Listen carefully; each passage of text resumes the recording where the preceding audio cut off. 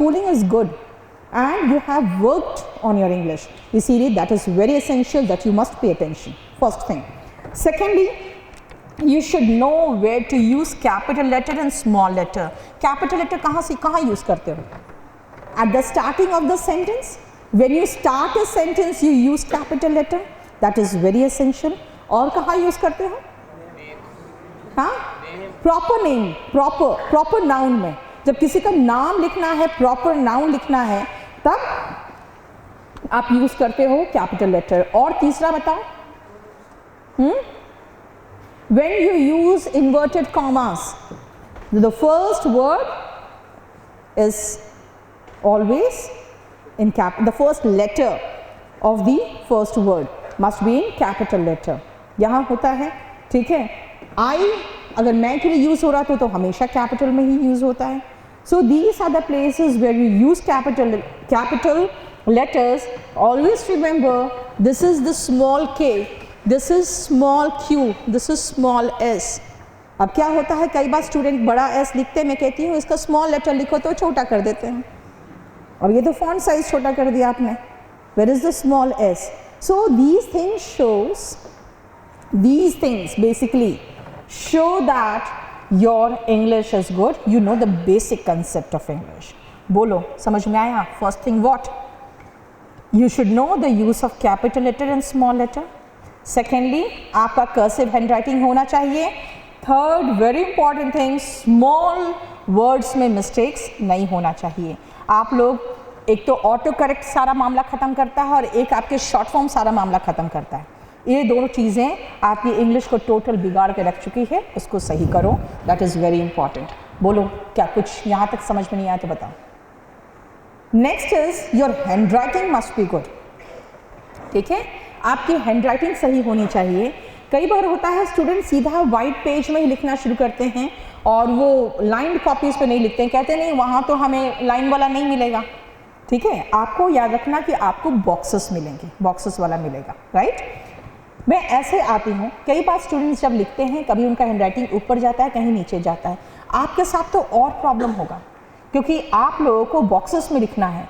इसीलिए एक पेज में बॉक्सेस बना लो, उसके फोटोकॉपी करवा के उसका कॉपी बना लो. And remember you should know, because आपको जो फ्लो है ना वो टूटेगा. हम लोग की जो आदत होती है लिखने की, लगातार लिखते चले जाने की, आपका एक तो फ्लो बहुत जल्दी जल्दी टूटेगा क्योंकि हर वर्ड के बाद आपको हाथ उठा के दूसरे बॉक्स में जाना है. यानी एक बॉक्स में एक ही वर्ड होता है, ध्यान रखना. आपका जो बॉक्स होगा, बॉक्स के बीचों बीच वर्ड लिखना ताकि आपका वो है ना वो ब्रोकन नहीं दिखे.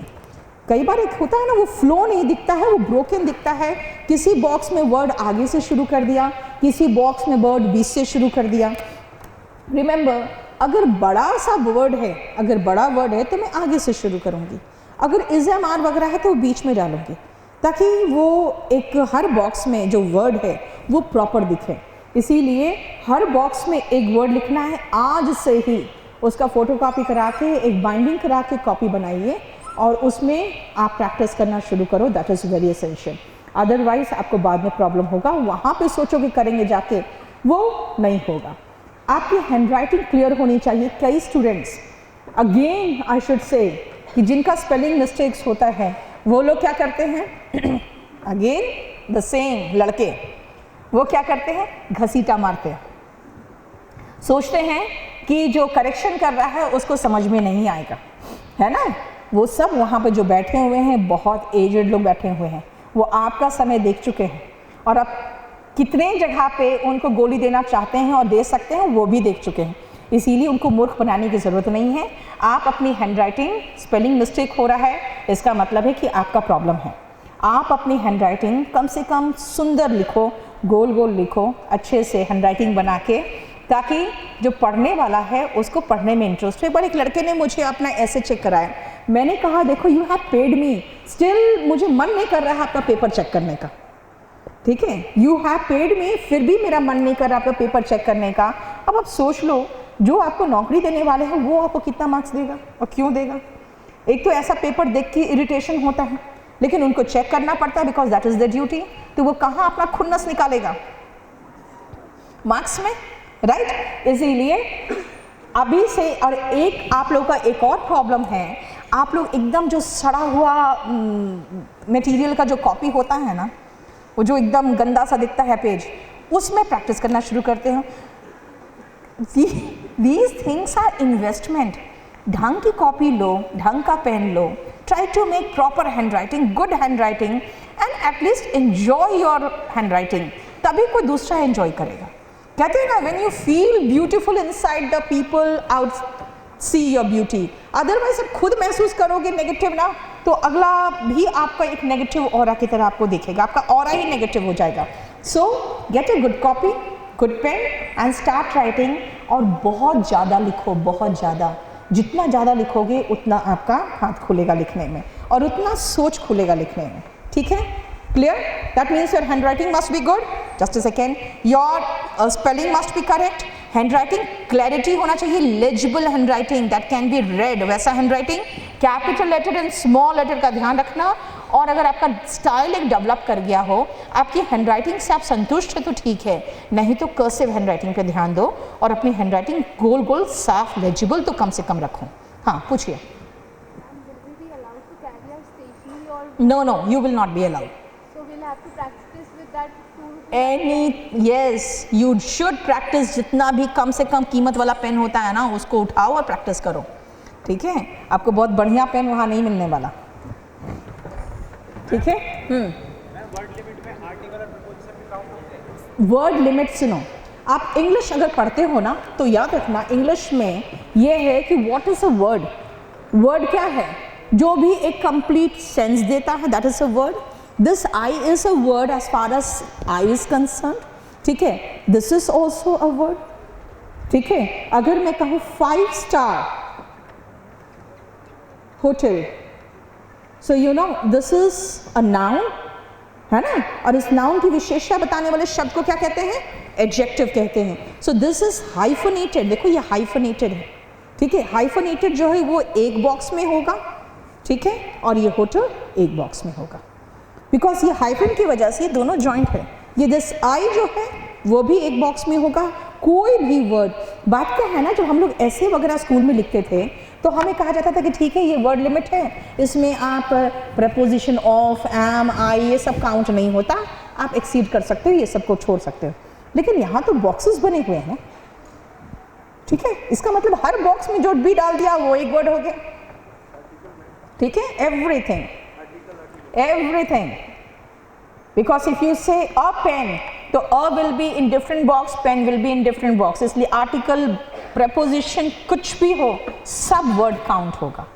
फाइन, वो मैं आपको दिखा दूंगी कि अभी जो आरटीआई के अकॉर्डिंग उसने कैसे इवैल्यूएट किया हो, मैं बाद में दिखा दूंगी आपको।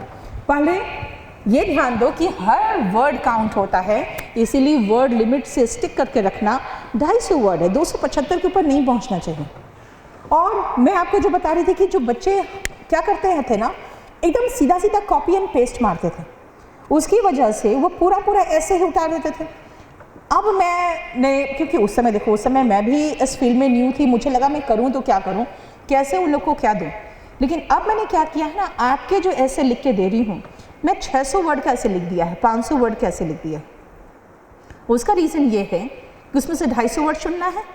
ठीक है, तो थोड़ा बहुत तो डिफरेंट रहेगा सबका, क्योंकि आप लोग करने वाले हैं वही कॉपी एंड पेस्ट, मुझे पता है। ठीक है, तो कम से कम कोई कहीं और से पेस्ट करे, कोई कहीं और से पेस्ट करे, तो मैं तो बच जाऊँ। ठीक है, I just need selection, that's it. इसीलिए आप देखोगे सारे ऐसे और लेटर बहुत अच्छे से दिए हुए हैं, लेकिन मैंने वर्ड लिमिट एक्सीड किया। अब कुछ उस दिन एक लड़का कहा, नहीं आप हमें 250 वर्ड में ही लिख के दे दो। ठीक है, तो 250 वर्ड में मैं लिख के दे दूँ, लेकिन अब मैं थर्ड बैच में इसमें कोशिश यही करूँगी कि 250 वर्ड में ही लिखवा दूँ। But still I feel I should give you more so that you can collect information from there and practice at home. आप खुद का लिखने का कोशिश करो ना। कुछ स्टूडेंट्स ने जो मुझे लिख के दिखाया है, इतना फैबुलस लिख के दिखाया, I could understand that they have practised. Now come to from where to start. अगर मैं आपको लेटर का फॉर्मेट बताऊं और ऐसे का फॉर्मेट बताऊं, सबसे पहले मैं आपको लेटर का फॉर्मेट बता दूं, because that is easier first to start with. Letter, ऐसे लेटर में फॉर्मल और इनफॉर्मल दो तरह के लेटर्स होते हैं, लेकिन आपका लिखा हुआ है letter in application. What is application? That means again formal letter. ठीक है, लेटर टू द एडिटर भी हो सकता है, but that is not application, that is formal letter. Application तो जैसे आप किसको लिखते हो, you write to your principal, your teacher, your employer. So these are applications where you apply for leave or where you want some loan. So these are certain things जहाँ पे application apply होता है. Formal letter ही ज़्यादा हम practice कर रहे हैं, क्योंकि informal letter में थोड़ा सा खाली फॉर्मेट डिफरेंट होता है, वो बाद में देख लेंगे, क्योंकि मैंने यही कहा कि मैं लास्ट क्लास में आपको थोड़ा बहुत सब कुछ बता दूंगी, लेकिन that will be something extra जो आप जान लो, बस that's it. Otherwise, the important thing is that you should know how to write a formal letter. Formal letter में हमेशा मैं यही सजेस्ट करती हूँ कि first try to see कि इस साल का formal letter क्या है जो CBSE फॉलो कर रही है, राइट? क्योंकि आपके कंट्री में CBSE है जो सबसे बड़ा 10th और 12th का एग्ज़ाम लेने वाले हैं, और जो लेटर्स होते हैं, लेटर और ऐसे कहाँ आते हैं? स्कूल्स में आते हैं. तो मेरा हमेशा शुरू से एक ही चीज़ कहना है कि try to understand what is the format of the letter as far as CBSE is concern. मैं आपको लेटेस्ट फॉर्मेट बता देती हूँ CBSE का. हालांकि मेरा जो वॉल्यूम 1 है आपका ऐसे जो मैंने वॉल्यूम 1 रिलीज़ किया है टियर 3 का, उसमें स्लाइटली डिफरेंट दिखेगा. Slightly different, the reason is वो मैंने 3-4 साल पहले का उठाया हुआ था.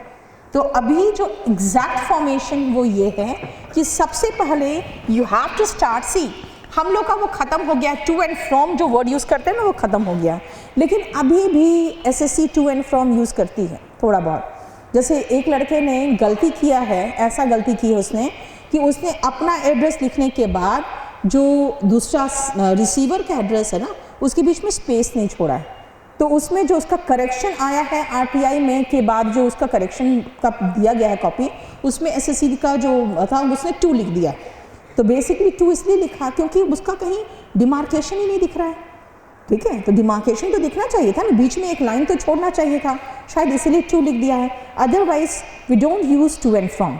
नाउ सी लेटर में if I write you are Rajesh Kumar staying at Mukherjee Nagar Delhi, तब आप लिखोगे मुखर्जी नगर दिल्ली. अगर मैं आपका कोई एड्रेस नहीं लिख रही हूँ, ठीक है ना, कोई एड्रेस नहीं लिख रही हूँ, सिर्फ लिख रही हूँ write a letter to so and so complaining about something, ठीक है, तो ऐसे कंडीशन में आपको अपना जो एड्रेस है वो लिखना पड़ेगा. Examination hall,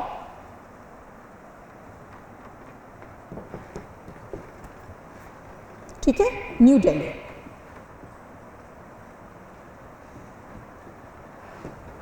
And one thing more, in some of my letters you will find XYZ ऊपर लिखा हुआ, ठीक है, XYZ.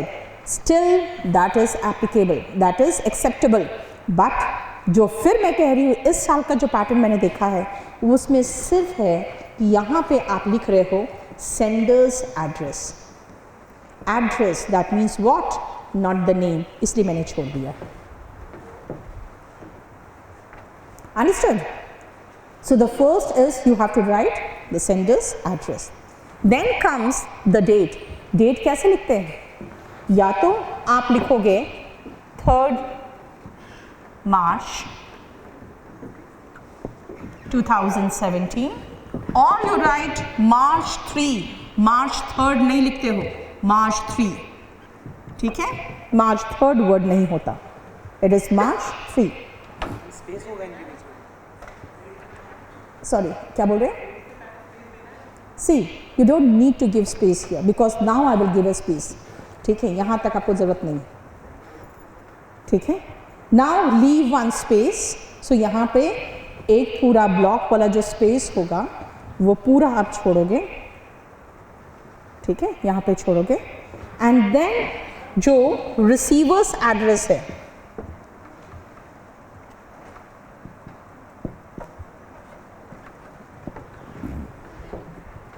वो लिखना है द एडिटर. अगर मैं लेटर एडिटर को लिख रही हूँ तो the editor, times of India,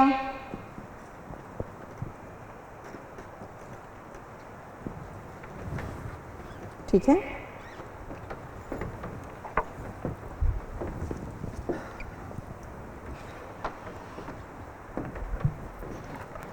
Now I know it is at Kasturba Gandhi Marg, otherwise you don't need to write. Kasturba Gandhi Marg, New Delhi.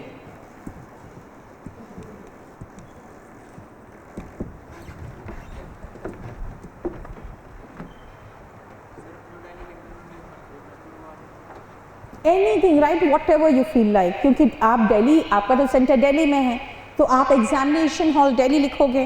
अगर आप इलाहाबाद से दे रहे हो तो एग्जामिनेशन हॉल इलाहाबाद लिखोगे, right. Then the date, then leave one line, complete, and then write this. And one thing more, I should tell you one thing मोर.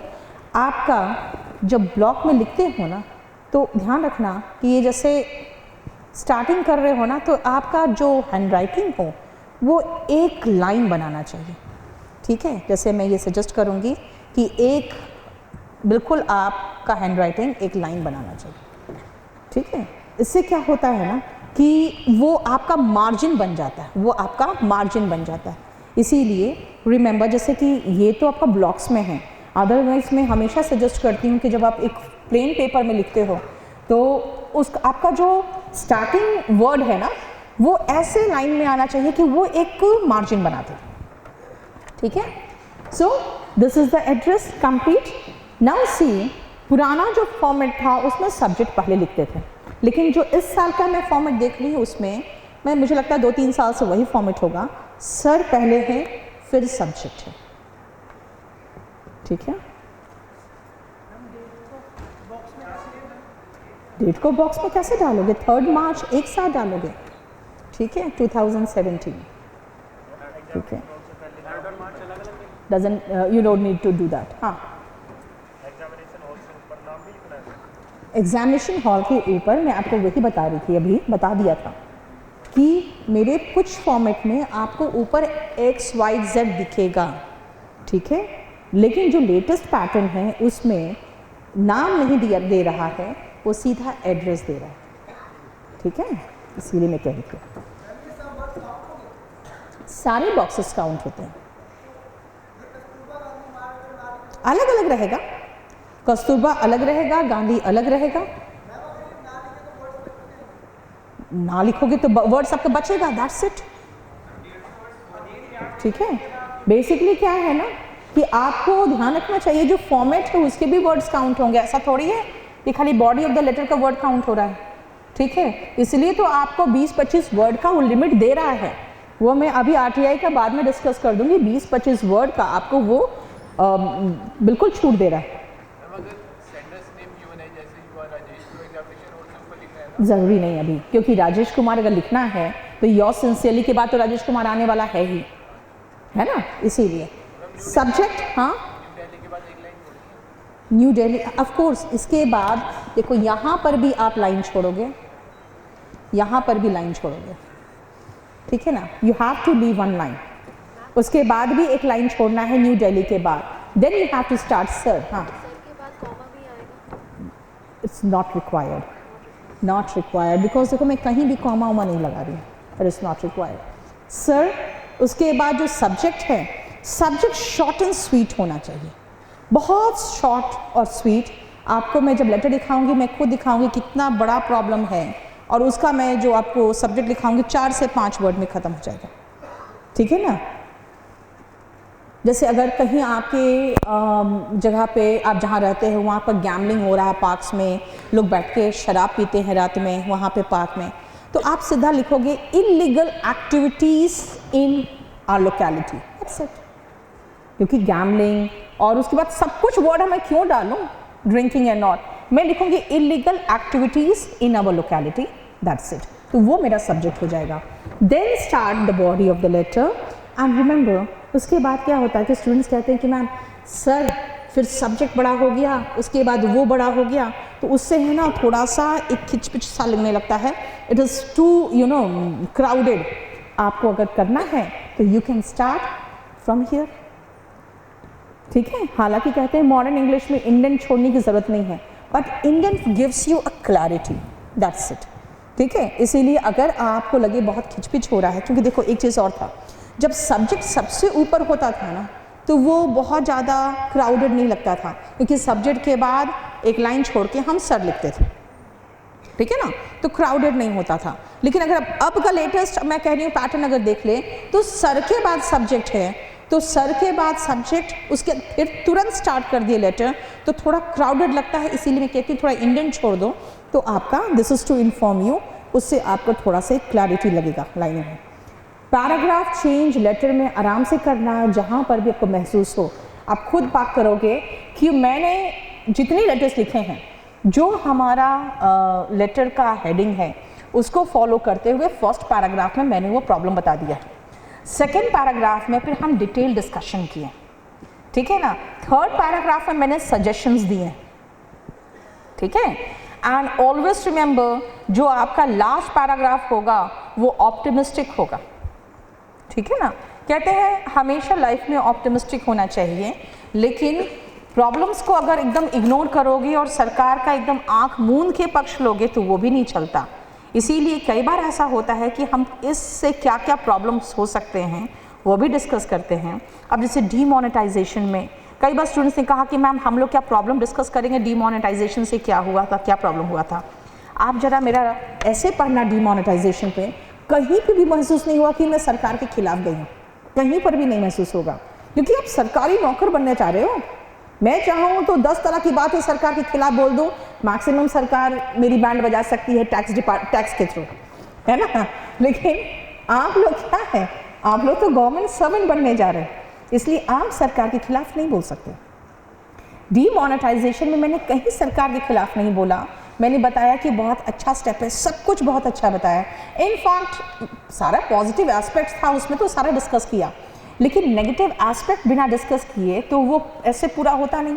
इसलिए negative aspect में जब बाद में मैंने कहा तो मैंने सिर्फ बताया कि इससे प्रॉब्लम्स क्या क्या हुए, ठीक है। कैसे वेज, जो डेली वेज अर्नर है वो किस तरह से सुसाइड किया just because he was not getting enough work every day, ठीक है। तो वो सब थोड़ा बहुत जो नेगेटिव एस्पेक्ट है, क्योंकि हर चीज़ बड़े स्टेप के साथ नेगेटिव एस्पेक्ट तो लगा ही रहता है वो तो, लेकिन you can not ignore that. और उसके बाद लास्ट में हमने ये मेंशन करके छोड़ दिया कि ये तो अब आने वाला समय ही बताएगा कि इतिहास इसको किस तरह से लेता है ना, इस स्टेप को इतिहास किस तरह से लेगा, because it is very early to predict what will be the consequences of the step. इसीलिए इसमें भी आप जब आप लास्ट में आओगे लेटर में तो never talk negative things, you must be optimistic. इसे सजेशन के साथ साथ आपको लिखना पड़ेगा, I hope this letter would prove to be an eye opener for the authorities, ठीक है ना, and prompt action will be taken soon. तो आप कुछ मेंशन करते हुए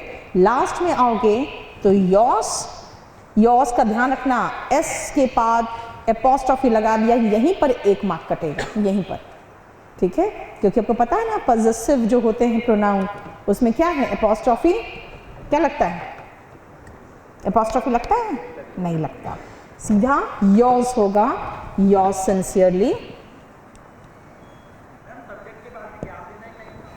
और अगर मैंने कहा था आपको कि राजेश कुमार है तो राजेश कुमार का नाम लिख दो, ठीक है। एक सेकेंड रुको ना, थैंकिंग यू उसके पहले क्या बोल रहे हैं, सब्जेक्ट के बाद नेक्स्ट लाइन में नहीं, तभी तो मैंने कहा ना कि बहुत ज़्यादा क्राउडेड हो रहा है ना, इसलिए मैंने इंडेंट छोड़ दिया, ठीक है। अगर एक चीज़ और है, पहले का पैटर्न जो था उसमें था सब्जेक्ट पहले था फिर सर था, तो जब पहले सब्जेक्ट था ना तो उसके बाद गैप दे के सर लिखते थे तो वो ज़्यादा क्लैरिटी होता था। नहीं क्या मैम, सर और सब्जेक्ट में भी हमें गैप, कोई नहीं गैप है, तो वही चीज़ तो मैं कह रही हूँ ना कि अगर आप सर लिख दिए फिर गैप दे रहे हो तो किस बात का दे रहे हो, सीधा सब्जेक्ट लिखेंगे, ठीक है। और उसके बाद जब बॉडी स्टार्ट करेंगे तो फिर गैप किस बात का दे रहे हो, एक बार लेटर चालू हो गया फिर बीच में गैप किस बात का, फिर तो पैराग्राफ चेंज होगा तभी ना। इसीलिए मैं पहले का पैटर्न ज़्यादा प्रेफर करती थी कि सब्जेक्ट उसके बाद सर, ठीक है। लेकिन फिर आया कि यार आप सब्जेक्ट पहले लिख रहे हो, जिसको आप एड्रेस कर रहे हो पहले बोलो तो फिर बताए ना कि हम किस बारे में बोल रहे हैं, इसीलिए वो पैटर्न चेंज हुआ। इट्स योर विश, सॉरी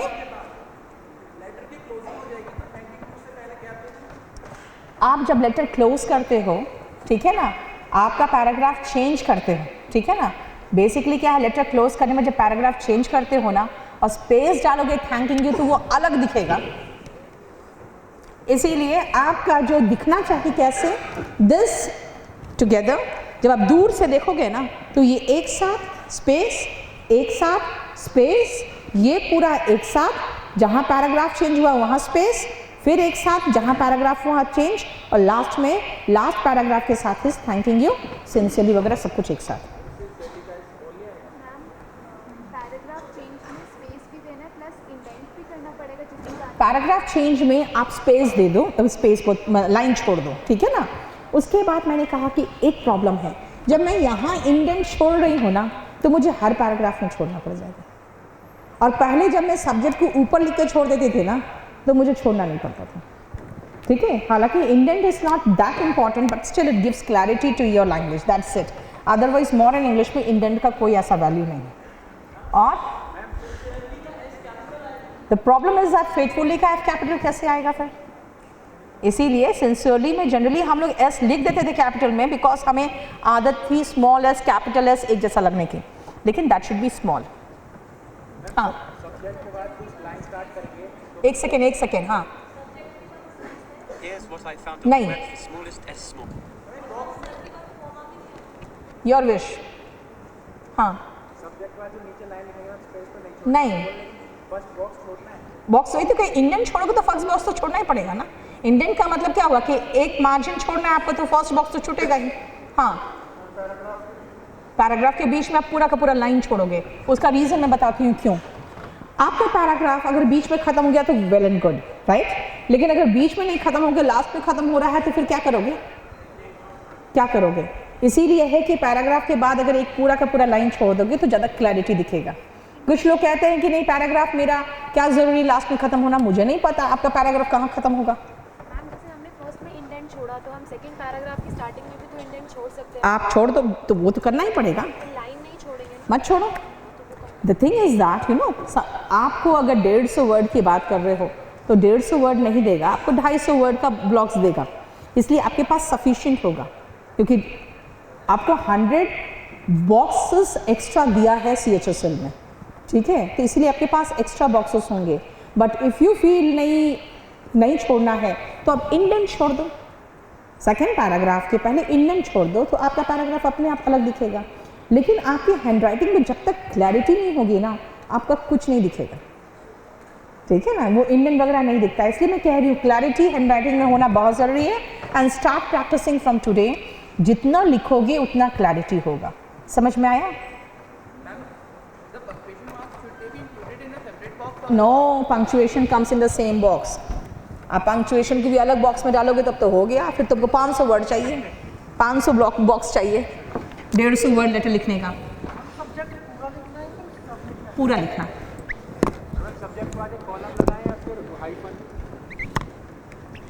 मतलब कॉलम बनाना है।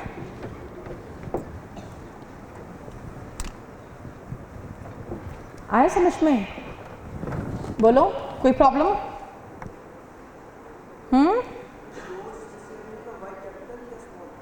वाई तो कैपिटल होता है, वाई तो कैपिटल होता है। अब आ जाओ,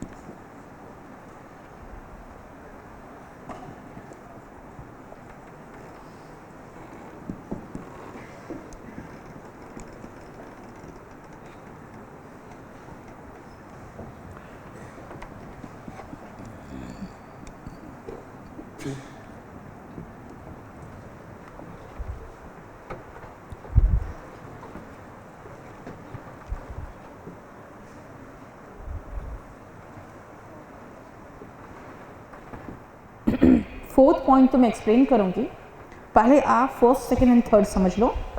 जो मैंने लेटर का फॉर्मेट बताया उसमें आपका 4 मार्क्स है। एक बात बताओ, CHSL में कौन सा लेटर आया था? रियो ओलंपिक का आया था, फाइन।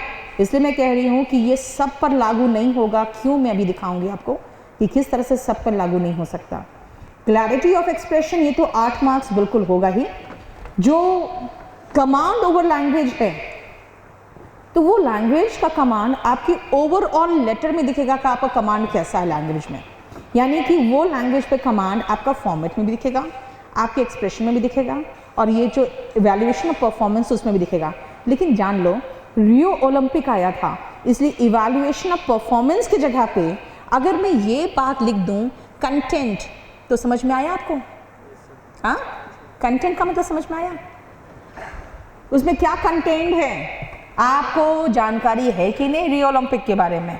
ठीक है, वो कंटेंट है, उस पे 30 मार्क्स है। इसका मतलब आपके लेटर पे 30 मार्क्स किस चीज़ पे होगा कि अगर आप कोई प्रॉब्लम एक्सप्रेस कर रहे हो तो आपको समझ में आ रहा है कि प्रॉब्लम्स क्या है। ठीक है, अगर मैं स्ट्रे कैटल के मेनेस की बात करूं तो क्या मैं ये समझती हूँ कि स्ट्रे कैटल क्या क्या मेनेस करता है? ट्रैफिक जैम करता है, जो कूड़े एक जगह पर लगा कर रखे हुए ढेर उसको बिखेर देता है, उसमें जो पॉलीथीन बैग्स वो खा के खुद की लाइफ को नुकसान पहुंचा रहे हैं। ठीक है, उनके जो मालिक है वो उनको मिल्क करके छोड़ देते हैं सड़क में, उन मालिक के खिलाफ क्या एक्शन होना चाहिए? ठीक है, ये सारी चीज़ें पूरा डिस्कशन करना चाहिए आपको।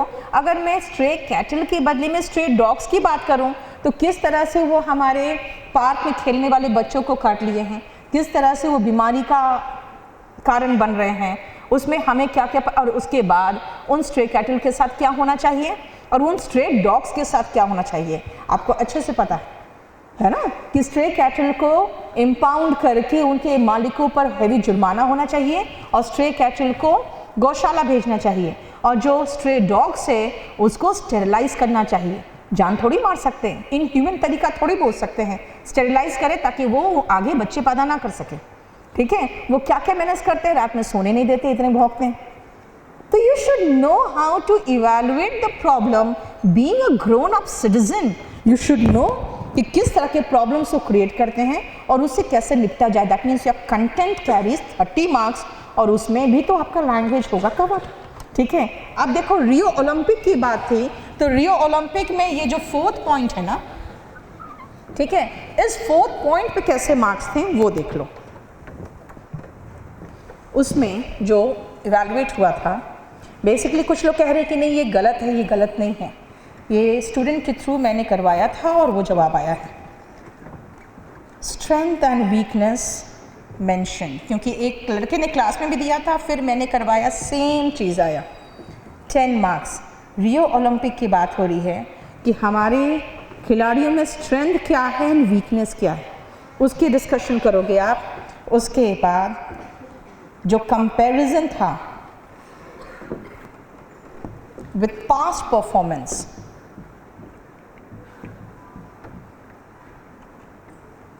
यानी कि आपको ओलंपिक के बारे में जानकारी होनी चाहिए कि पिछला हमारा परफॉर्मेंस क्या था, इस बार हमारा परफॉर्मेंस क्या है, एंड क्या सजेशंस देते हो। कोई भी प्रॉब्लम से प्रॉब्लम डिस्कस करने से नहीं होता, कहते हैं कि कंस्ट्रक्टिव सजेशंस दीजिए आप।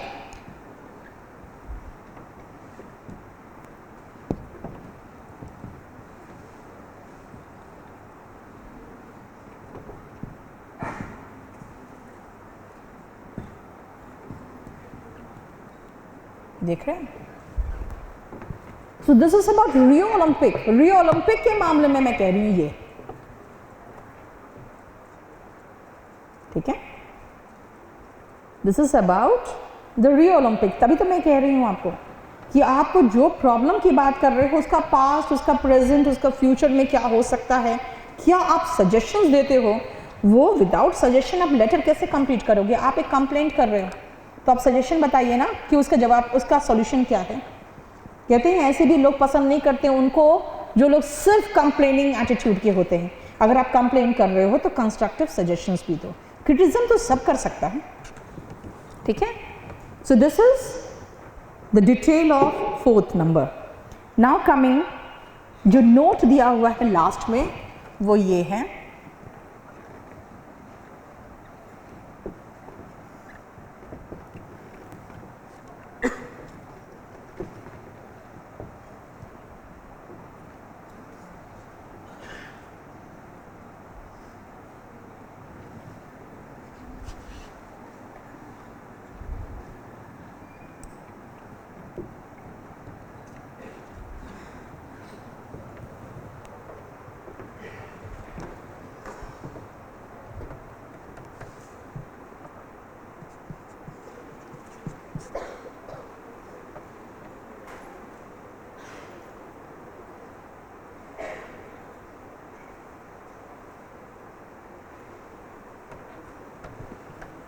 और जो लास्ट पॉइंट है ना उस पर मुझे थोड़ा सा डाउट है। उसमें एक वर्ड जो मुझे समझ में नहीं आ रहा वो है more than 10% words, that is beyond 220 words.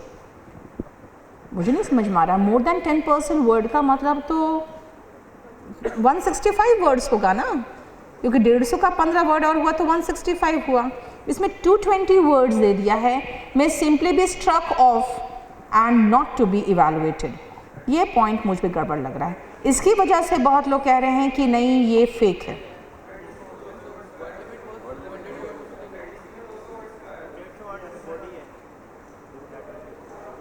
MDC में इन लेटर तो लास्ट पॉइंट भी लिख लो फिर, क्योंकि मुझे इसी की वजह से प्रॉब्लम हो रहा था।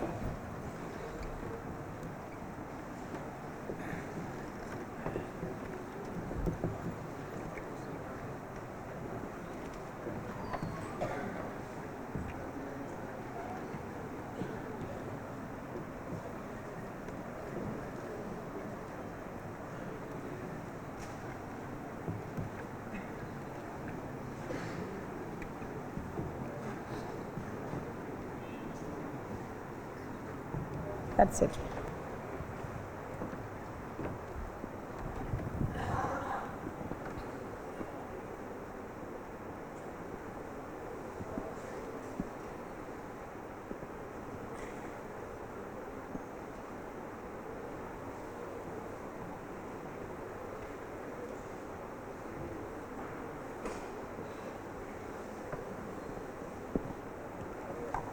हो गया?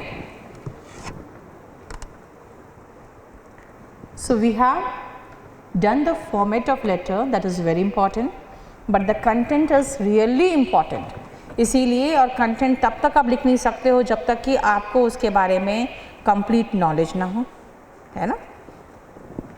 और ये नॉलेज तभी होता है जब बंदा को पता होता है कि हाँ ये प्रॉब्लम है, उसके ये प्रॉब्लम्स है, इनफैक्ट ये एस्पेक्ट्स हैं, उस एस्पेक्ट्स का ये सॉल्यूशन है, तब तक कैसे कर लोगे आप।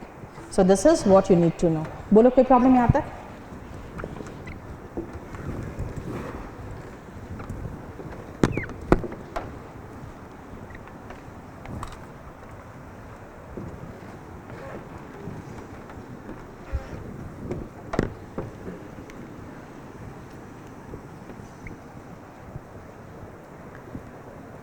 So tell me now, 150 word is, you know, problem है कि 150 वर्ड में आप एक पूरा का पूरा कंप्लीट अच्छे से लिखना is really is a tough task. So be very concise, precise, stick to the word limits, और जो प्रॉपर तरीके से उसको जो प्रॉब्लम्स है ना उसको एक्सप्रेस करते हुए उसका सॉल्यूशन मेंशन करो इन, यू कह सकते हैं कि क्रिस्प वे में। You should know how to present everything in crisp way. उसके लिए जितना ज़्यादा हो सके पहले प्रैक्टिस करो। बोलो लेटर में और कोई प्रॉब्लम है तो फिर बात करें। जानते हो इनफैक्ट वही चीज़ कई बार स्टूडेंट्स मुझसे पूछ चुके हैं। अगर आप CBSE पैटर्न देखो तो कंप्लीट के लिए, लेकिन इसका जो हम लोगों ने RTI फाइल किया है उसका जवाब अभी तक नहीं आया। So what I feel, it is for the complete letter, not for the body only. It is for the complete letter. हो सके तो फिर आप लोग भी अपने तरफ से एक बार फाइल करके देख लो, because 150 words means for the complete essay, for the complete letter. ठीक है, बोलो। और ऐसे बहुत ज़्यादा वर्ड्स नहीं होता ऊपर जो होता है, अगर उसको भी आप कट शॉर्ट कर ही दिया एग्जामिनेशन हॉल और न्यू दिल्ली को भी दिल्ली कर दो, ठीक है ना। तो मैक्सिमम अगर कट शॉर्ट करना है तो वैसे कर सकते हो, दैट्स इट। और बोलो,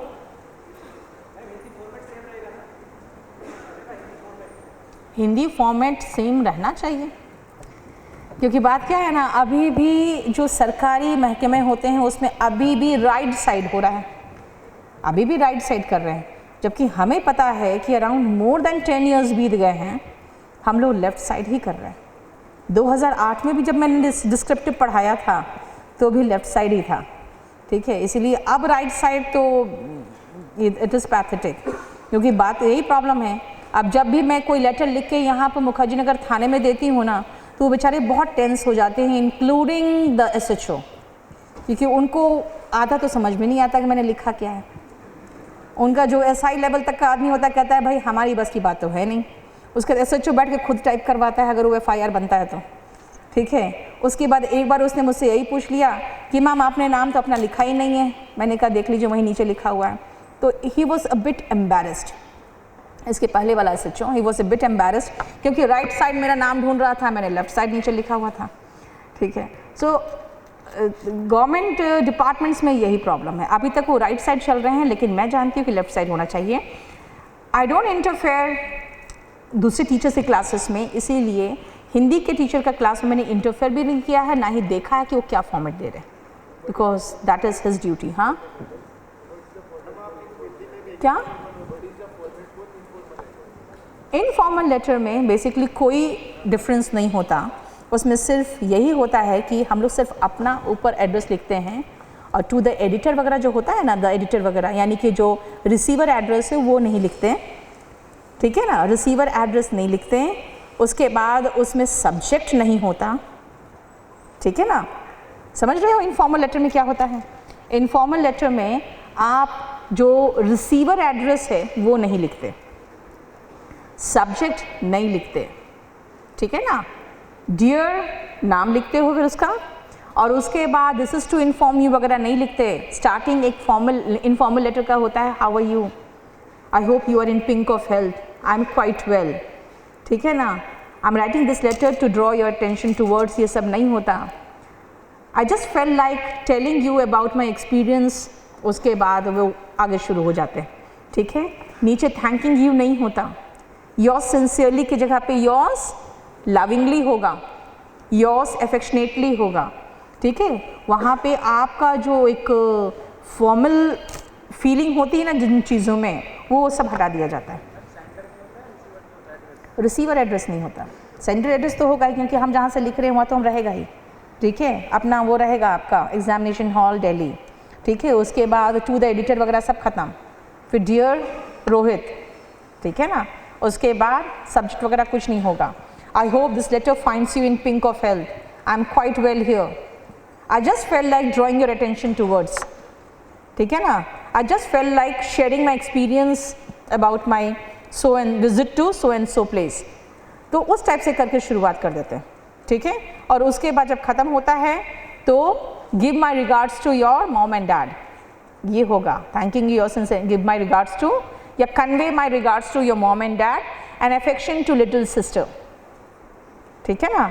yours what lovingly, yours affectionately, और अपना नाम, ठीक है। वहाँ पे फॉर्मेलिटी वाली चीज़ें नहीं दिखनी चाहिए। So this is informal letter जो बेसिकली नहीं आता आप लोग का। क्लियर? आगे बढ़े। हाँ नहीं, रियल नेम अपना कभी भी मेंशन नहीं करोगे, वेरी इंपॉर्टेंट थिंग।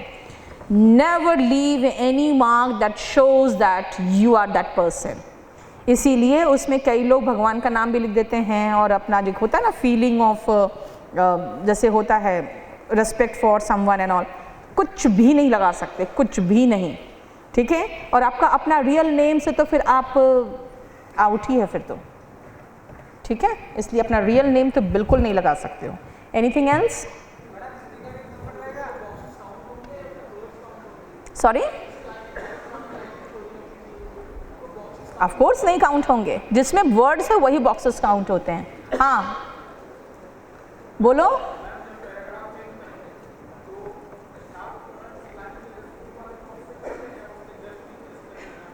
जब आप पैराग्राफ चेंज करते हो या तो एक लाइन पूरा छोड़ दो या तो इंडेंट छोड़ दो। तभी तो मैं कह रही हूँ ना, आप लिख के देखो ना किस में क्लैरिटी आ रहा है आपके हैंडराइटिंग में। आपका हैंडराइटिंग मुझे पता नहीं, आप बॉक्स में कहाँ से लिखोगे पता नहीं। तभी मैं कह रही हूँ आपका बॉक्स में वो दिखना चाहिए, ब्रोकन नहीं दिखना चाहिए, प्रॉपर दिखना चाहिए।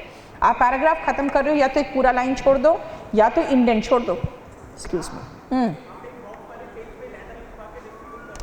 हट, सब कुछ मैं ही करूँ। तुम बच्चों वाली बात करते हो यार, तुम लोग ग्रोन अप हो।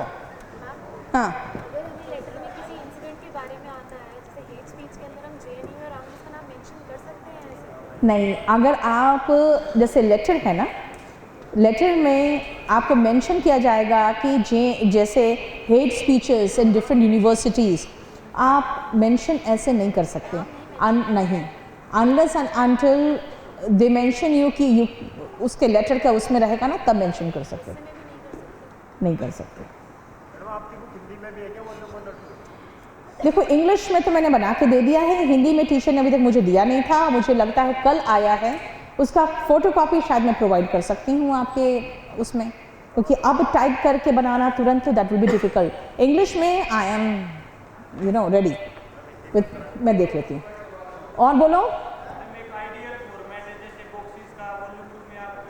मैंने आपको वॉल्यूम 1 में ही दे दिया।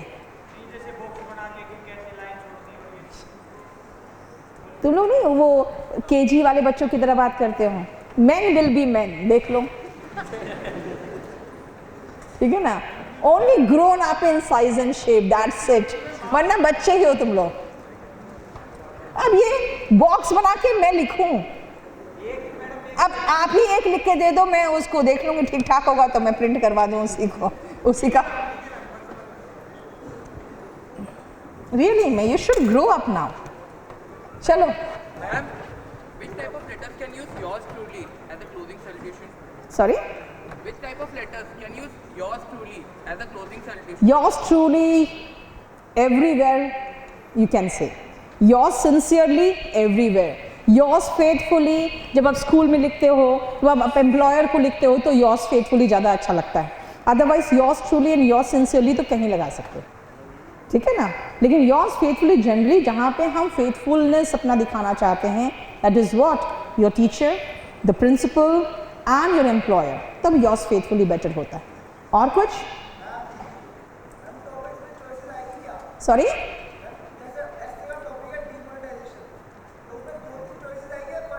एक ही आएगा, एक ही आएगा। आनंद, ये गौतम जाके पहले तो एक मेरा वॉल्यूम 2 ले आओ, ये सॉरी वॉल्यूम 1 ले आओ आउटलेट से, मैं कुछ समझाना आया समझ में, ठीक है।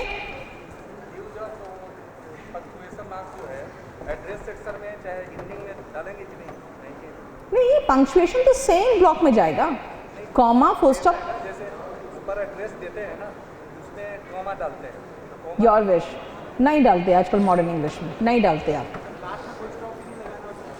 फुल स्टॉप कहाँ पे? एड्रेस में जो आपके रिसीवर एंड सेंडर का है, कॉमा फुल स्टॉप कुछ नहीं है। मैं यही चीज़ कहती हूँ ना, ये ठीक है, आई मे बी रॉन्ग और आई मे बी राइट। मैं आपको आज की बात नहीं कह रही हूँ, आगे भी कभी भी अगर आपको लेटर लिखना है तो आप सीधा उस समय का CBSE पैटर्न उठा के देख लो, फॉर्मेट मुझसे या किसी से पढ़ने की ज़रूरत आपको नहीं पड़ेगी। Got it? देख लो, सब कुछ आपको बता देती हूँ मैं, आपको मेरे पास भी आने की ज़रूरत नहीं पड़ेगी। हाँ, अरे उतना सिर्फ डराने के लिए लिखा है, उतना कुछ नहीं होता, ठीक है। बहुत ज़्यादा आप आगे नहीं बढ़ा देना, दैट्स इट, अदरवाइज इवैल्यूएट कर लेते हैं। अब मेरी बात सुनो, सबसे पहले हाँ डांस करना है। हिंदी वालों का क्लास अलग चलता है। अरे मैं हिंदी नहीं पढ़ाती, मैं सब कुछ पढ़ा लूँ, या तो मैं भगवान हो जाऊं।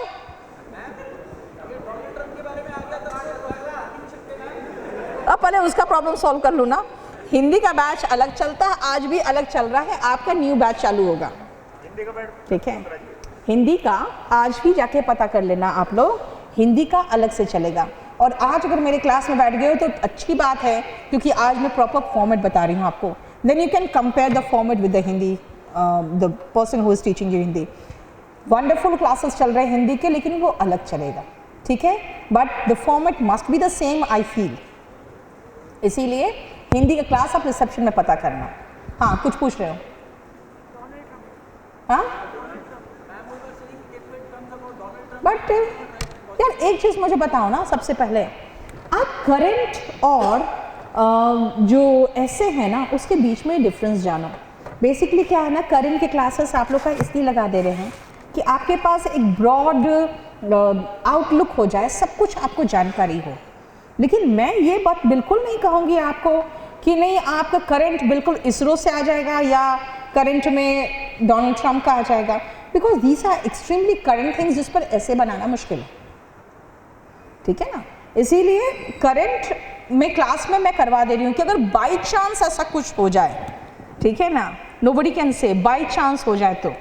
लेकिन अगर आप कहोगे कि नहीं इस पर आएगा, तो इस पर मैं मैक्सिमम ये कह सकती हूँ कि India's advancement in science and technology, उसमें मैं इसरो का ये चीज़ बता सकती हूँ, but that will be only 1 paragraph, ठीक है. और वो तो इतना किसी को भी आएगा जो न्यूज़पेपर पढ़ता है.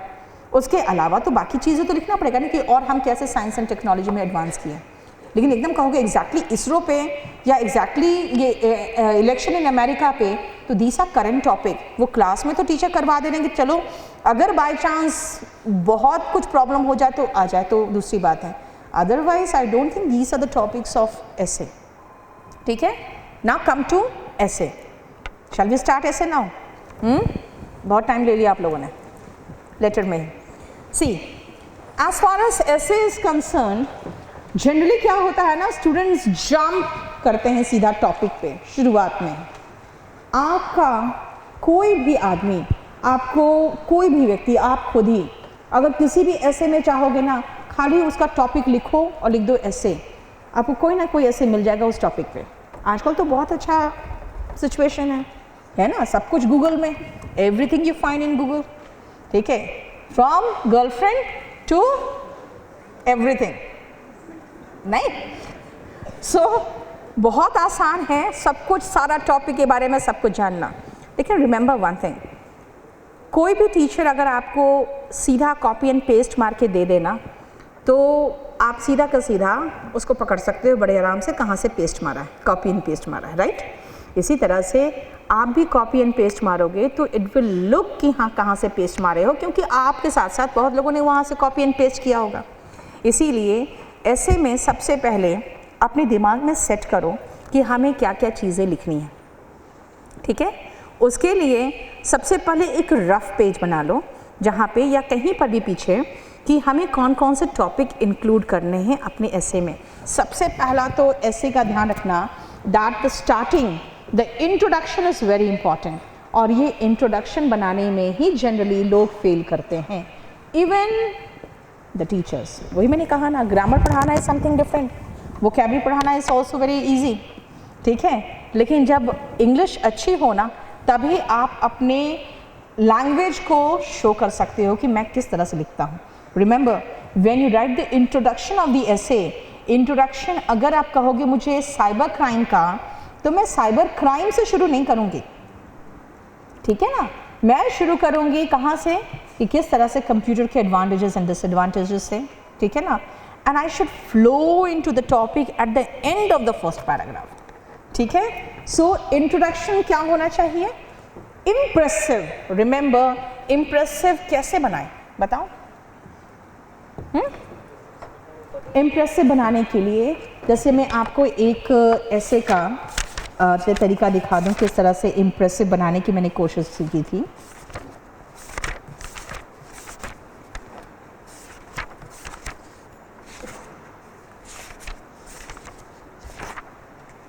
सी जैसे जनरली क्या होता है ना, स्टूडेंट्स इम्प्रेसिव बनाने के लिए पूछते हैं क्या करें. तो इम्प्रेसिव बनाने का तरीका ये होता है, या तो कोई आप कोटेशन से शुरू करो, या तो कोई अपना ही कोटेशन बनाओ सुंदर सा, है ना.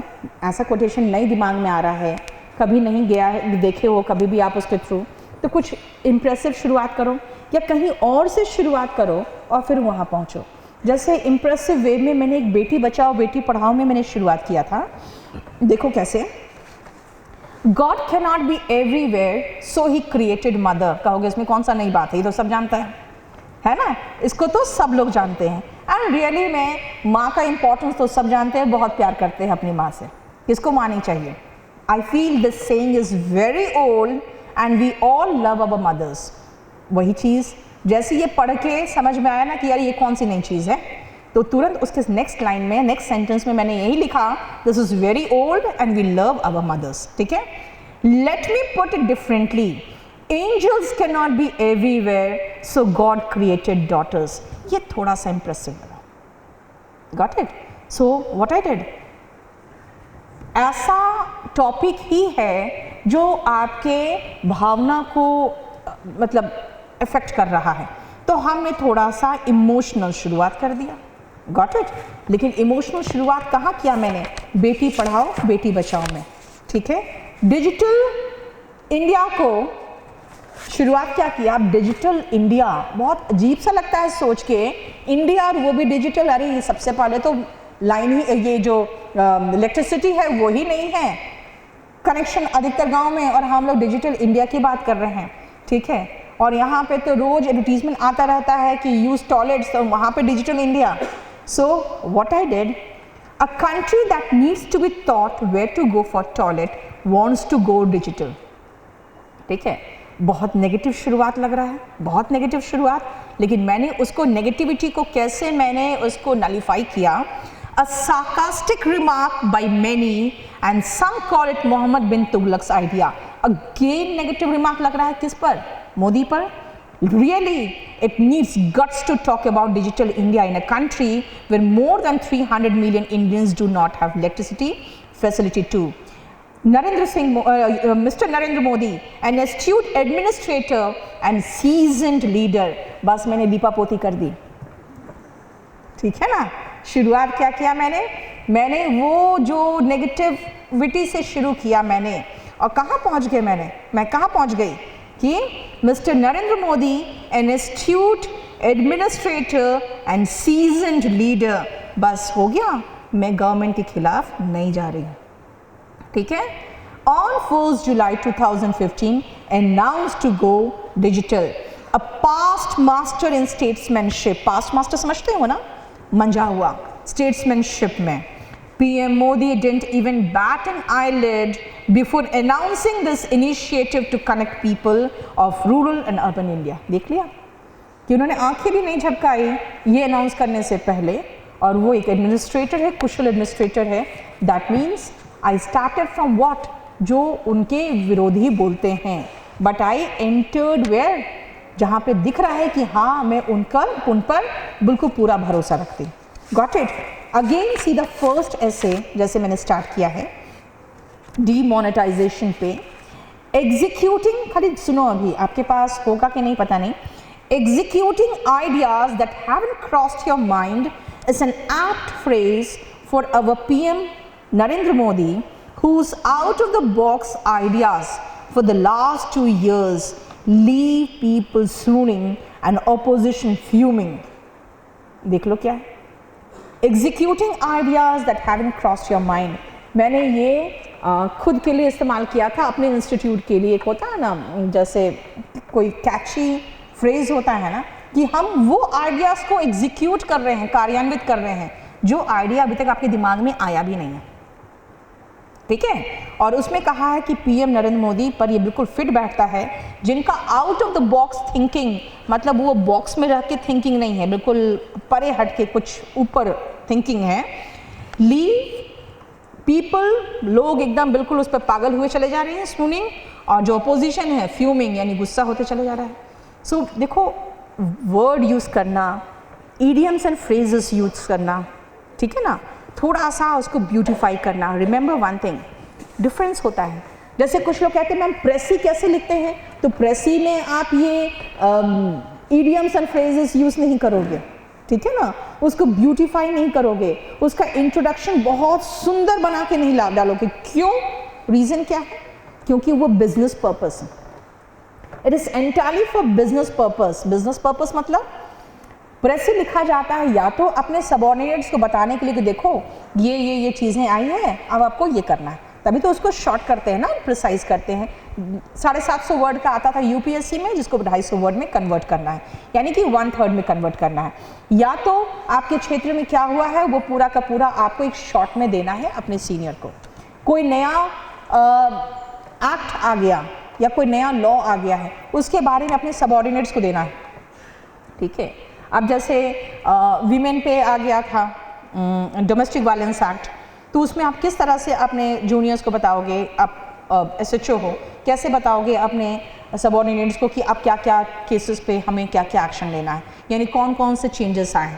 तो this is what business purpose. लेकिन ऐसे में the beauty of the language counts a lot, तो वो भी आपको ध्यान रखना है। दैट मीन्स पहला चीज़ क्या है, आपको थोड़ा सा समय लगेगा फर्स्ट पैराग्राफ में, थोड़ा समय। द रीज़न इज़ पहले तो ब्यूटीफुली स्टार्ट करना है, ठीक है। जो पढ़ाया है अगर वही आ गया तब तो कोई प्रॉब्लम नहीं होगा आपको स्टार्ट करने में, लेकिन जो पढ़ाया नहीं अगर वो आ गया तो आप समझ सकते हो कि आपको एक बार तो दिमाग वहाँ लगाना पड़ेगा कि कैसे मैं एक ब्यूटीफुल स्टार्ट दूँ। हालांकि यूपीएससी वाले ये चीज़ नहीं करते हैं, लेकिन right from the beginning we have been thought that your essay must start beautifully. First impression is the last impression. इसलिए फर्स्ट पैराग्राफ में इंट्रोडक्शन इम्प्रेसिव होना चाहिए, जिसमें आप कोई ईडियम से शुरू कर दो, कोई फ्रेज से शुरू कर दो, ठीक है, या फिर कोई अपना ही कुछ बना के डाल दो। उसके बाद याद रखना कि you must flow into the topic, jump नहीं करना है, ठीक है ना। इसीलिए फर्स्ट पैराग्राफ खत्म होते होते flow into the topic, don't jump, ठीक है। टॉपिक के अंदर फ्लो करके जाइए, जंप मत करिए, दैट इज वेरी इंपॉर्टेंट।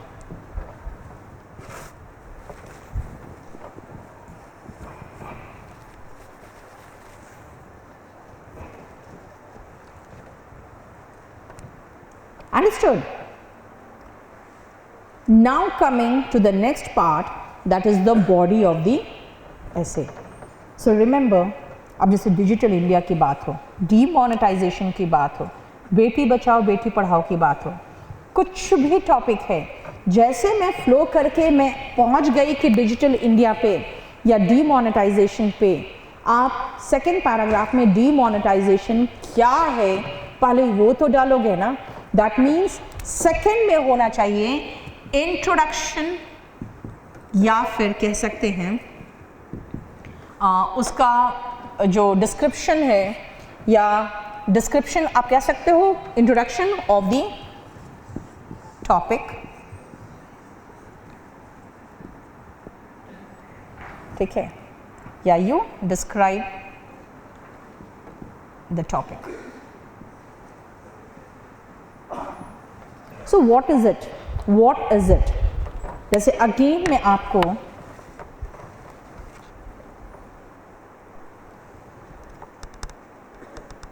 देख लो किस तरह से फ्लो करेगा, बहुत ध्यान से सुनना, आपको समझ में आएगा। डीमोनेटाइजेशन पे ध्यान से सुनो, you will find how in an impressive manner it started. अचानक क्या हो गया और उसके बाद डीमोनेटाइजेशन पे आएंगे, ध्यान से सुनना। Executing ideas that haven't crossed your mind is an apt phrase for our PM Narendra Modi, whose out-of-the-box ideas for the last 2 years leave people swooning and opposition fuming. But his "who cares" attitude when it comes to nation has garnered का मतलब collect करना है ना, gathered enormous support as well as acrimonious criticism at the same time। बहुत ही कठोर शब्दों में लोगों ने क्रिटिसाइज भी किया है। From स्वच्छ भारत अभियान to Make in India and then to Digital India, his ideas won both laurels and criticism, but suddenly, like a bolt from the blue, for many, demonetization appeared out of the blue। देख रहे हो, bolt from the blue मतलब अचानक धक्का। The term demonetisation appeared कहाँ से, out of the blue, बिना कहीं से अचानक डीमोनेटाइजेशन आ गया है ना। For many demonetization appeared out of the blue, देख रहे हो इडियम्स एंड फ्रेजेस भी यूज़ किया है, प्रॉपर तरीके से यूज़ हुआ है, ठीक है, बहुत ज़्यादा भी यूज़ नहीं है, और फ्लो कर गए हम डीमोनेटाइजेशन पे, ठीक है ना। सो फर्स्ट पैराग्राफ में लास्ट में आके हम डीमोनेटाइजेशन पे पहुंच गए। उसके बाद क्या हुआ था, ऑन 8 नवंबर 2016 सेकेंड पैराग्राफ में आए हैं, mister Modi announced on all national television channels that 501,000 currency notes would not be legal tenders from midnight like a thunderbolt, मतलब एकदम बिजली की तरह। It struck many, किसको? From tax evading businessmen and corrupt officers stashing money in the lockers to terror funding organizations causing bloodshed and massacre with the help of fake Indian currency and black money. Demonetization jolted the nation out of its slumber, नींद से जगा दिया, बिल्कुल हिला के, बिल्कुल after decades, बहुत सालों के बाद डिमोनेटाइजेशन आया, है ना, सब लोगों को बिल्कुल झकझोर के जगा दिया इसने। सो कहाँ से कहाँ तक इफेक्ट किया है, बिजनेसमैन जो छुपा के पैसा रख रहे थे, टू टेरर ऑर्गेनाइजेशन जो कि फेक करेंसी से और इंडियन फेक करेंसी से पूरा टेरर का नेटवर्क चला रहे थे। Clear? So we have what we did, demonetization term पे आए, अचानक क्या हुआ 8 नवंबर को वो बताया। अब देखो थर्ड पैराग्राफ में, demonetization is the act of stripping a currency unit of its status as legal tender. अब पहुंचे कि डीमोनेटाइजेशन का डेफिनेशन तो बताओगे ना, इसीलिए ध्यान रखना definition of the topic is also very important, whether you understand the definition or not, ठीक है। Remember मैंने क्या किया, आपका demonetization का definition बताया, ऊपर ही मैंने बता दिया कि demonetization में कहाँ कहाँ किसको किसको हेल्प कर रहा था, ये ब्लैक मनी, ठीक है। दिस मीन्स पहले एक बार हम demonetization को डिस्क्राइब करेंगे। अब मुझे आप खुद बताओ, मनी ये जो था, जो ब्लैक मनी है, किसको किसको हेल्प कर रहा था, क्या क्या हो रहा था? बोलो। दाम बढ़ा रहा था सब चीज़ का, इन्फ्लेशन, ठीक है। टेरर ऑर्गेनाइजेशन को हेल्प कर रहा था। ब्लैक मनी जो है, ये ब्लैक मनी बहुत आपकी इकोनॉमी को बहुत इफेक्ट करता है, ठीक है। इसीलिए आप बताओ, पैरेलल इकोनॉमी चल रहा था, और जितने भी ये मार्केट में जितने भी बिल्डिंग्स हैं, लैंड है, उसका दाम स्काई रॉकेट कर रहा था, बेनामी प्रॉपर्टी लोग खरीद रहे थे। You know everything and you know what, ये सब को एक एक पैराग्राफ में हमने डिस्क्राइब किया है। ये जितने आप बता रहे हैं, बेनामी प्रॉपर्टी, ठीक है ना, parallel economy, then terror funding, ये सारा का सारा कंप्लीट इसमें डिस्क्रिप्शन है एक एक पैराग्राफ में। रिमेंबर एक चीज़ और ध्यान लो, कुछ लोग हैं ना, जब कुछ ऐसे पढ़ते हैं ना, जैसे एक लड़के ने ऐसे पढ़ा, कहता है मैम आपकी तरह ऐसे लिखना मुश्किल ही नहीं नामुमकिन है, और भी कुछ ऐसे बना के दे दो, ठीक है। तो प्रॉब्लम क्या है कि मैं थोड़ी पेड़ से सीख के ऐसे लिख के निकली हूँ, ठीक है। It is just a matter of practice. आपको पता है बहुत लोग ये सोचते हैं ना, यार वो तो कवि हैं, बस दिल से भावनाएं निकली और कविता बन गई, है ना। कुछ लोग यही सोचते हैं कि बस वो बैठा लिखा और वो बन गया, ऐसा कुछ नहीं होता। व्हेन यू स्टार्ट राइटिंग, एक बहुत अच्छा पैसेज था इंग्लिश के किसी एग्ज़ाम में, कि जब आप लिखने बैठते हो ना कोई चीज़, तो आपके पास जो आइडियाज़ होते हैं ना, वो फ्लो करता है चारों तरफ से फ्लो करके आइडिया आता है, और सारे आइडियाज़ एक साथ आते हैं, बहुत सारे पॉइंट्स दिमाग में एक साथ आएंगे, आप झेलो उसको, ठीक है। सारे एक साथ आएंगे और फिर बाद में दिमाग से एक आध निकल भी जाएंगे। उसके बाद जब आप दूसरे पैराग्राफ में पहुंचोगे, जब आप सॉल्यूशन में पहुंच रहे होगे, तो जा हमने तो टेरर से रिलेटेड तो लिखा ही नहीं कुछ, ठीक है। तो फिर आप नहीं लिख सकते, क्योंकि आप तो उसके कंक्लूजन में पहुंच गए हो। सो ऑलवेज रिमेंबर, जब आप किसी टॉपिक पर लिखते हो ना, अपने हैंड राइटिंग में, अपने ही शॉर्टकट्स में, जो आप शॉर्ट फॉर्म्स मारते हैं, वही शॉर्ट फॉर्म में कहीं किनारे लिख लो कि मुझे ये पॉइंट्स है जो डिस्कस करना है, ठीक है। आपने उसका इंट्रोडक्शन बना लिया, उसके बाद जब आप फ्लो कर रहे हो टॉपिक में, तो उसके बाद आप पॉइंट ध्यान रखो कि हमें कौन कौन से पॉइंट लिखने हैं, कैसे कैसे लिखना है। रिमेंबर, किसी चीज़ के बारे में लिखना है जैसे अगर आप advantages and disadvantages of science ही बोलोगे तो पहले हम सारे एडवांटेजेस डिस्कस करते हैं, फिर डिसएडवांटेजेस डिस्कस करते हैं, उसके बाद कहते हैं साइंस तो ऐसी चीज़ है जिससे आप चाहो तो एप्पल भी काट लो छुरी की तरह, चाहो तो अपनी उंगली भी काट लो, है ना। तो वही चीज़ है कि उसको फिर आप प्रॉस एंड कॉन्स डिस्कस करोगे। जैसे अगर आप इसी में देखोगे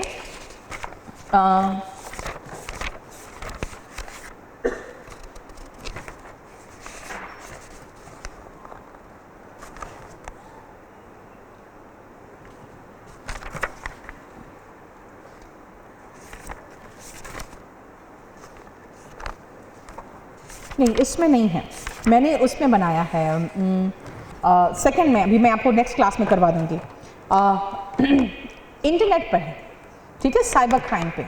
तो साइबर क्राइम में मैंने बहुत अच्छे से उसका एंडिंग दिया है कि कोई डूज एंड डोंट्स नहीं है जो हम फॉलो कर सकते हैं इस मामले में, ठीक है ना। इसलिए self imposed censorship up to certain extent is very essential, ठीक है। तो prevention is better than cure, it is said not without a reason. तो लास्ट में मैंने इसी तरह से एंडिंग किया, क्योंकि उसमें आप सेल्फ इम्पोज सेंसरशिप ही कर सकते हो मैक्सिमम। कोई डूस एंड डोंट्स तो है नहीं कि हाँ ये करो ये नहीं करो, ऐसा तो कोई गाइडलाइंस या बुकलेट तो अवेलेबल है नहीं। इसीलिए उसमें मैंने एंडिंग इस तरह से किया है। उसी तरह से साइंस का भी हो जाता है एंडिंग कि ये ऐसा वेपन है जिससे ये ऐसा इंस्ट्रूमेंट है जिससे आप चाहो तो खुद को भी नुकसान पहुंचा सकते हो, या फिर आप चाहो तो just like a knife you can cut an apple also with it. So remember, ending should be always optimistic, never negative. लेकिन जब आप ऐसे लिखते हो ना तो ऐसे में हर पैराग्राफ में एक एक कंप्लीट एस्पेक्ट उसका आपको डिस्कस करना पड़ेगा। रिमेंबर, वो जो आपका करेक्शन करने वाले हैं, चेक करने वाले हैं, उनको एक छोटा सा फॉर्मेट दिया जाता है कि देख लो बंदे ने ये एस्पेक्ट को अगर कवर किया है तो अब आप मार्क्स इस हिसाब से दो। अगर आपने एक को बहुत अच्छे से कवर किया है और दूसरे को कवर नहीं किया है तो मार्क्स थोड़े मिलेंगे, फिर उस एस्पेक्ट का तो मार्क्स पूरा ख़त्म, उस जो वो दिया गया है वो तो पूरा ख़त्म हो जाएगा आपका। फिर आप कहोगे नहीं मार्क्स कम मिले हैं, तो आपको सारा कवर करके चलना पड़ेगा ना। ये बताओ कौन सा ऐसे आया था CHSL में? स्वच्छ भारत अभियान। इसीलिए आ जाओ देख लो इसमें मार्क्स किस तरह से इवैल्यूएट था। फर्स्ट था clarity of expression. This means जब आप कोई चीज़ नहीं जानते हो ना तो क्या करते हो, गोल मोल बातें करते हो। आपका उस टॉपिक पे कितनी क्लैरिटी है, that is very essential. So expression बहुत ज़रूरी है और उसकी क्लैरिटी बहुत ज़रूरी है। क्या आप समझते हो कि स्वच्छ भारत अभियान क्या है? Second is command over language, और ये तो पूरा का पूरा कंप्लीट ऐसे देखने के बाद ही वो इस पर मार्क्स देता है। Third C, continuity, context, understanding.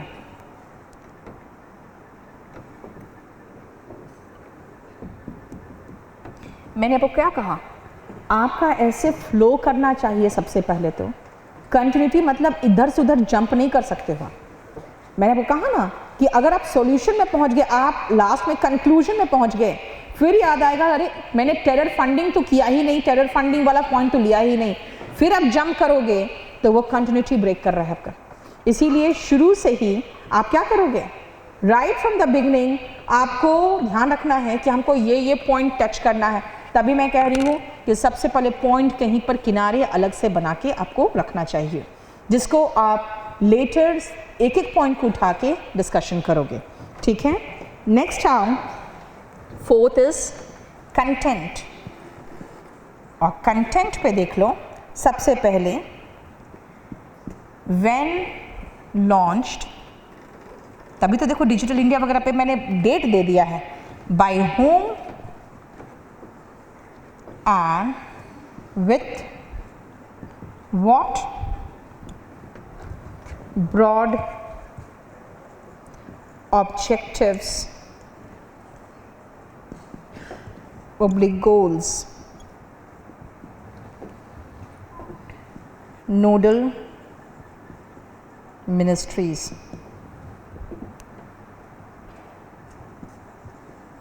of स्वच्छ भारत मिशन 5 मार्क्स। मैंने अपने ऐसे में बिल्कुल डेट दिया है 8 नवंबर को 2016 को प्राइम मिनिस्टर ने सारे चैनल्स पे क्या अनाउंस किया, वहीं पर आपका 5 मार्क्स मिल जाएगा। ठीक है, you should know how to start that, how to use those information in your एसे।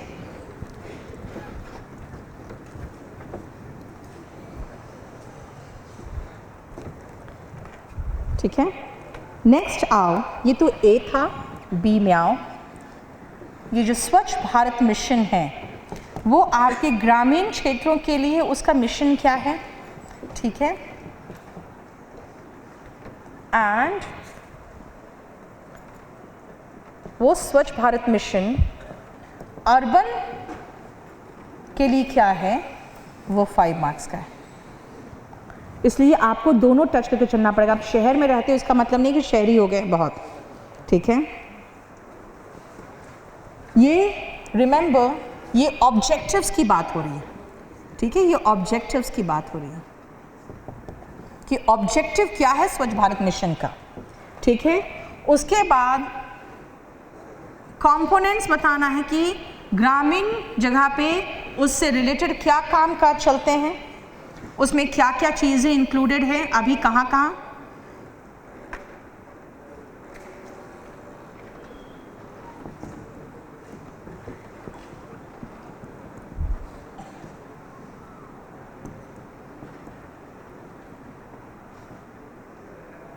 अब आप खाली गोल गोल बातें लिखते रहोगे तो मार्क्स नहीं मिलेंगे।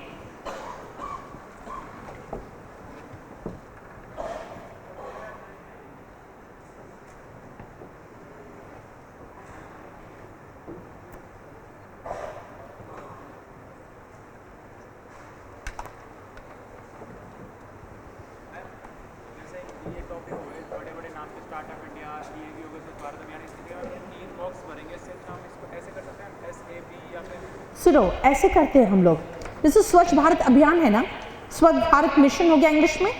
आप जब पहली बार स्वच्छ भारत मिशन लिख रहे हो तो ब्रैकेट में SBM लिख दिए पहली बार, और उसके बाद हर जगह SBM लिखो।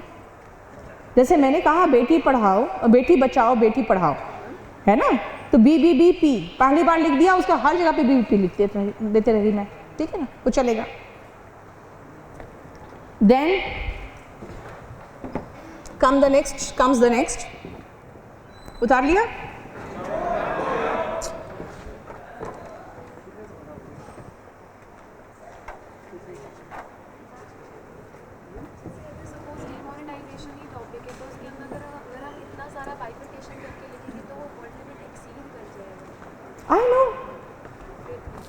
I know.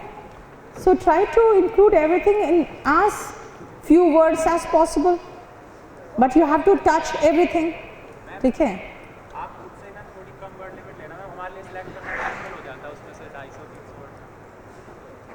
ओके, ठीक है।